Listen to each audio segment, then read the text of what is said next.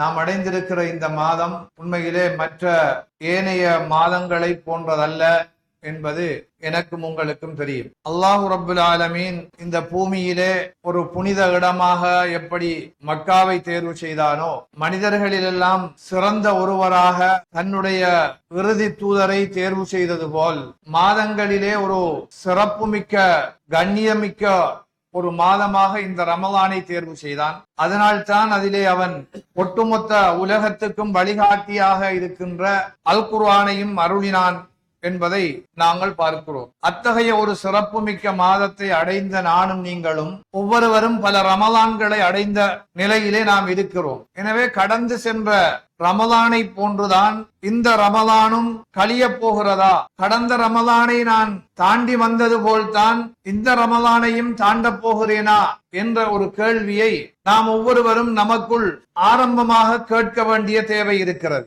இன்று ரமலானுடைய முதலாவது நாளை நாம் அடைந்திருக்கிறோம். எனவே இந்த இடத்திலிருந்து இந்த ரமலானை நாம் சரியான முறையிலே திட்டமிட்ட அடிப்படையில் கழிப்பதற்கு இந்த கேள்வி எங்களுக்கு வழிகோலும் என்று எண்ணுகிறேன். ஏனென்றால் எங்களுக்கு தெரியும், நாங்கள் அடிக்கடி கேட்கிற இந்த ரமலானுடைய சிறப்புகள் தான். சுவனத்து வாசல்கள் அனைத்தும் இப்போது திறக்கப்பட்டிருக்கிறது. நரகத்துடைய வாயில்கள் எல்லாம் மூடப்பட்டிருக்கின்றன. ஷைத்தான் விலங்கிடப்பட்டிருக்கிறான் என்பது உண்மையிலே ஒரு மிகப்பெரிய அவகாசம், ஒரு மிகப்பெரிய கிஃப்ட். அத்தகைய ஒரு மாதத்திலே புகுந்திருக்கிற நான் இந்த மாதம் என்னிடத்திலே எதை வேண்டி நிற்கிறது என்பதை ஒரு கணம் அசை போட்டு பார்க்க வேண்டும். அல் குர்ஆனிலே அல்லாஹு ரப்புல் ஆலமீன் இந்த ரமலானை பற்றி சொல்கிற நேரத்தில் எங்களுக்கு தெரியும், இதனுடைய முழுமையான நோக்கம் தக்வா, இறையச்சத்தை வளர்த்துக் கொள்வது என்று கூறுகிறான். எனவே இந்த ரமலானை அடைந்த நான் முதலாவது என்னுடைய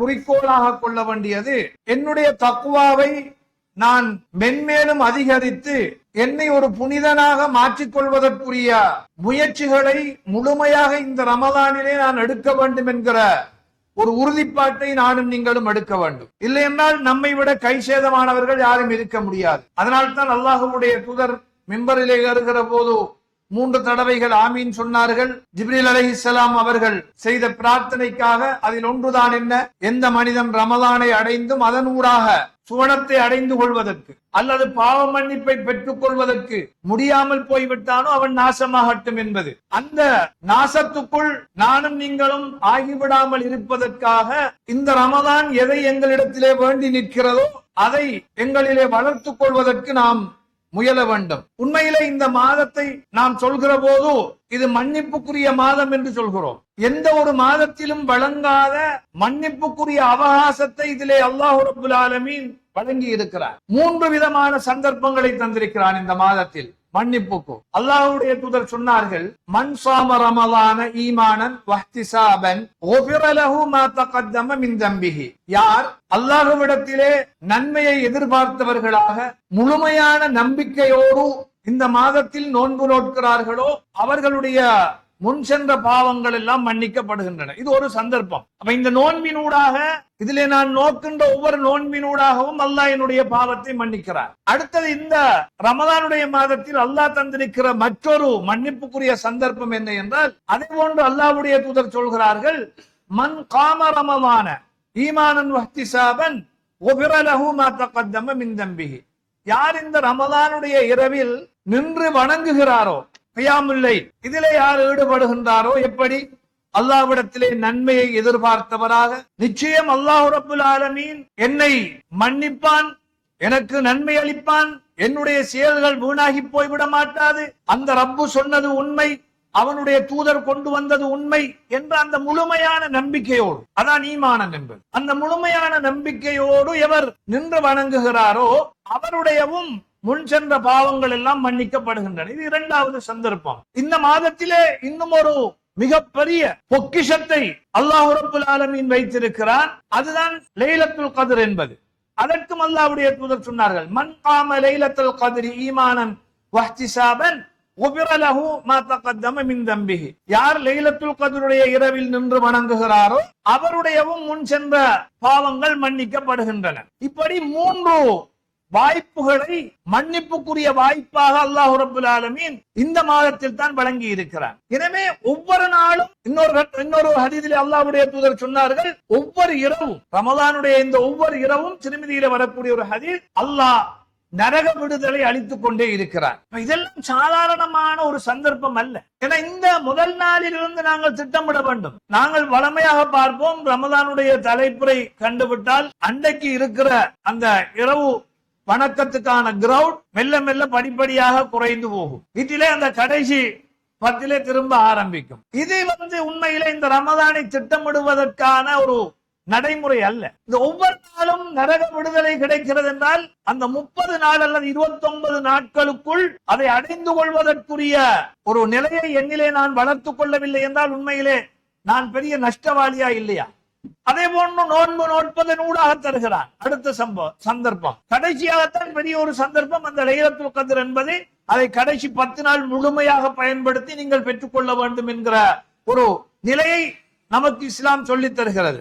இப்படியாக ஒரு மிகப்பெரிய வாய்ப்புள்ள ஒரு மாதத்தை தான் நானும் நீங்களும் அடைந்திருக்கின்றோம். எனவே இந்த மாதத்தை அடைந்த நாங்கள் இதை எப்படி திட்டமிடுவது? சலபு சாலிஹீன்கள், எங்களுக்கு முன் வாழ்ந்த நல்லோர்கள் ரமலான் வந்துவிட்டால் சந்தோஷப்படுவார்கள். அதே நேரத்தில் அந்த ரமலானை அடைவதற்கு முன்னால், யா அல்லாஹ் இந்த ரமலானை எங்களுக்கு நசீபாக்கி வைப்பாயாக என்று பிரார்த்தித்துக் கொண்டே இருப்பார்கள். ரமலானை அடைந்ததும் சந்தோஷப்படுவார்கள், அதை முழுமையாக பயன்படுத்துவார்கள். மேக்சிமம் அந்த ரமலான் முடிந்து விட்டால், இந்த ரமலானிலே நான் செய்த அமல்கள் என்ன நிலையிலே இருக்கிறது, யா அல்லாஹ் அதை நீ ஏற்றுக்கொள் என்று மன்றாடக்கூடியவர்களாக மாறிவிடுவார்கள். இப்படித்தான் சலபுகளுடைய எங்களுடைய முன்னோர்களுடைய வழிமுறைகளை வரலாற்றிலே நாங்கள் பார்க்கிறோம். இமாம் மாலிக் ரஹிமஹுல்லாஹ் ரமலான் வந்துவிட்டால் அவர்களுடைய பெரும்பாலான உபரியான வணக்கங்களிலே இருந்து விடுபட்டு குறிப்பிட்ட சில வணக்க வழிபாடுகளில் முழுமையாக ஈடுபட தொடங்கி விடுவார்கள். அதில் குறிப்பாக அல் குர்ஆனோடுள்ள தொடர்பை மிக மிக இறுக்கமானதாகவும் நெருக்கமானதாகவும் ஆக்கி விடுவார்கள் என்பதை நாங்கள் பார்க்கிறோம். இப்படி நிறைய அறிஞர்கள் இமாம்களுடைய வரலாறு அப்படித்தான் இருக்கிறது. உண்மையிலே இந்த ரமலானை அல்லாஹ் சிறப்பாக்கியது அல் குர்ஆனை கொண்டுதான். எனவே முதலாவது நான் திட்டமிட வேண்டியது, அல் குர்ஆன் இறக்கப்பட்ட இந்த மாதத்தில் கடந்த ரமலானில் நான் எத்தனை தடவைகள் அல் குர்ஆனை முழுமையாக ஓதினேன் எண்ணி பார்க்க வேண்டும். அதிலிருந்து இந்த ரமலான் சற்று அதிகரிக்க வேண்டும், ஒரு வளர்ச்சி காணப்பட வேண்டும். எனவே அல் குர்ஆனோடு எந்த அளவு நெருக்கமான தொடர்பை ஏற்படுத்த முடியுமோ அந்த அளவு நெருக்கத்தை நாங்கள் கூட்ட வேண்டும். அல்லாஹ்வுடைய தூதரின் அந்த வஹீயுடைய வரலாற்றை பார்க்கிற போதும் அதைத்தான் அது சொல்கிறது. ஜிப்ரீல் அலைஹிஸ்ஸலாம் அவர்கள் அல்லாஹ்வுடைய தூதரிடத்திலே அல் குர்ஆனை ரமலான் வந்து விட்டால் என்னது முழுமையாக மூட்டுவார்கள். இப்படி பார்க்கிறோம். அப்ப அல்லாஹ்வுடனான தொடர்பு அது அதிகரிக்கப்பட வேண்டும். இது முதலாவது நாம் இந்த ரமலானில் எடுக்க வேண்டிய முதல் உறுதிப்பாடு. அல்லாஹ்வுடைய தொடர்பு உறுதிப்படுத்தப்பட வேண்டும் என்கிற போது நிறைய விடயங்கள் இருக்கிறது. தொழுகை, அல் குர்ஆன் என்கிறது அல்லாஹ்வுடைய பேச்சு, அதிலே கூடுதலான ஈடுபாடு, இப்படி நிறைய விஷயங்களை பேசலாம். எனவே தொட்டு காட்டி விட்டு முடிக்கலாம் என்று நினைக்கிறேன். இரண்டாவது, இந்த ரமலானிலே நான் பயன்படுத்துவதற்கு எடுக்க வேண்டிய அடுத்த தீர்மானம் மன உறுதியும் சுய கட்டுப்பாடும். மனதிலே சில உறுதிப்பாட்டுகளை எடுக்க வேண்டும். என்னுடைய சுய கட்டுப்பாடுகளை நான் கொண்டு வர வேண்டும். அல்லாஹ்வுடைய தூதர் சொன்னார்கள், மல்லம் யதா கௌல ஸூர் வல் அமல பிஹி ஃபலைஸலில்லாஹி ஹாஜத்துன் ஃபீ அய்யதா தஆமஹு வ ஷராபா. இந்த நோன்பு என்கிறது வெறுமனே உண்ணாமல் பருகாமல் இருப்பது மட்டுமல்ல, பொய் பேசுதல், அதனோடு தொடர்பான செயற்பாடுகள் என்று இவற்றை எல்லாம் விட்டு யார் ஒதுங்கவில்லையோ அவர் தாகித்திருப்பதில் பசித்திருப்பதில் அல்லாஹ்வுக்கு எந்த தேவையும் கிடையாது. எனவே நாவடக்கம், என்னுடைய ஒவ்வொரு அவயவமும் நோன்பு இருக்க வேண்டும். நான் உண்ணல் பருகல் என்பதற்கு அப்பால், வயிறு பட்டணி கிடக்கிறது என்பதற்கு அப்பால், என்னுடைய கண், என்னுடைய காது, என்னுடைய கை, என்னுடைய பார்வை என்று சகல உறுப்புகளும் நோன்பிருக்க வேண்டும். அது கட்டுப்பாட்டுக்குள் வர வேண்டும். இதைத்தான் இஸ்லாமும் விரும்புகிறது. எனவே இந்த உறுதிப்பாட்டை இந்த ரமலானின் ஆரம்பத்தில் நான் எடுத்துக்கொள்ள வேண்டும். அதே போன்று நடத்தை, பழக்க வழக்க மாற்றம் இந்த ரமலான் என்னிடத்திலே வேண்டி நிற்கிறது. சுருக்கமாக அல்லாஹ்வுடைய தூதர் ஒரு கட்டத்திலே சொல்கிறார்கள், என்ன எந்த அளவு பண்படுத்துகிறார்கள் என்றால், நீங்கள் நோன்போடு இருக்கிறீர்கள், உங்களை யாராவது வம்புக்கு இழுத்தால் கூட நீங்கள் நான் நோன்பாளி என்பதை கூறி ஒதுங்கிக் கொள்ளுங்கள். இருந்தால் இந்த ரமலான் என்பது சாந்தமான ஒரு மாதம். அதனால்தான் சலபுகள் இதிலே சாந்தத்தை வேண்டி நின்றார்கள்.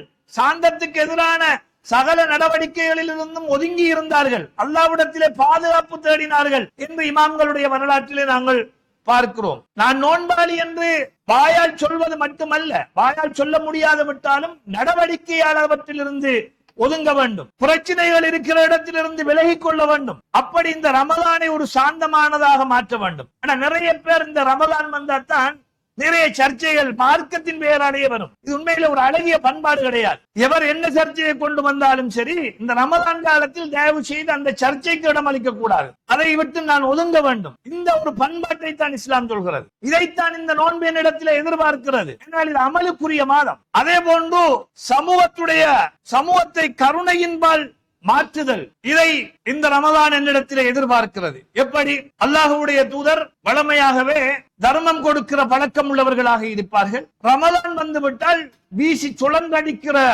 காற்றின் வேகத்தை விட மிக வேகமாக தர்மத்திலே ஈடுபடுவார்கள் என்கிற நிலையை நாங்கள் பார்க்கிறோம். எனவே இது சமூகத்தின் கஷ்ட நஷ்டங்களில் தோள் கொடுத்து சமூகத்தை சமநிலைப்படுத்தல், உதவி ஒத்தாசைகள் தர்மங்களில் ஈடுபட்டு தான் சார்ந்திருக்கிற சமூகத்தை சமநிலைப்படுத்தல் என்கிற அந்த பணியிலே நபி ஸல்லல்லாஹு அலைஹி வஸல்லம் அவர்கள் ஈடுபட்டிருக்கிறார்கள்.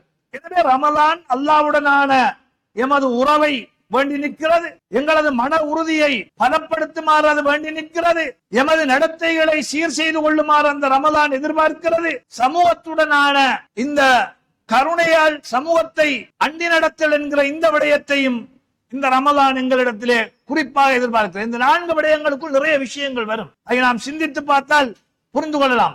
எனவே இந்த மாற்றம் நிகழவில்லை என்றால் நாம் ஒரு பழக்கத்துக்காக வளமை போன்று நோன்பு நோற்றமே தவிர ஒரு இபாதத்தாக நோன்பு நோக்கவில்லை.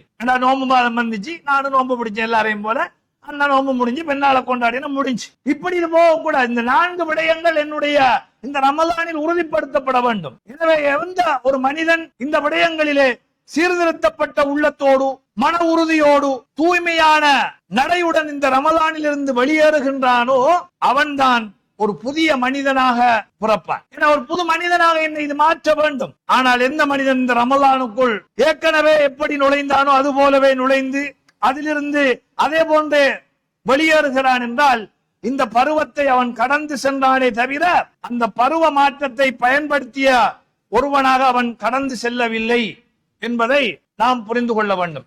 எனவே அன்புக்குரிய சகோதரர்களே, இவை இந்த தொட்டுக்காட்டல்கள் ஒரு ஞாபகமூட்டல்களாகத்தான் சொல்லப்பட்டது. அல்ஹம்துலில்லாஹ், எனக்கும் உங்களுக்கும் அல்லாஹ் இந்த ரமலானை அருளி இருக்கிறான். எனவே திட்டமிட்டுக் கொள்வோம், எங்களுடைய இபாதத்துகளை திட்டமிடுவோம், உபரியான வணக்கங்களை திட்டமிடுவோம், அல் குர்ஆனோடுள்ள தொடர்பை அதிகரித்துக் கொள்வோம். இயலுமானவரை இருக்கின்ற ஓய்வு நேரங்களை எல்லாம் நாங்கள் அல் குர்ஆனை கற்பதிலே பயன்படுத்துவோம். எல்லாம் வல்ல ரப்புல் ஆலமீன் அதற்குரிய ஒரு சிறந்த வாய்ப்பாக எனக்கும் உங்களுக்கும் இந்த ரமலானை ஆக்கி இறுதி வரை இந்த ரமலானை முடிப்பதற்குரிய ஆயுளையும் நீடித்து தந்து அருள் பாலிப்பானாக. ஆமீன் ஆமீன். வாஹிர் தஅவானா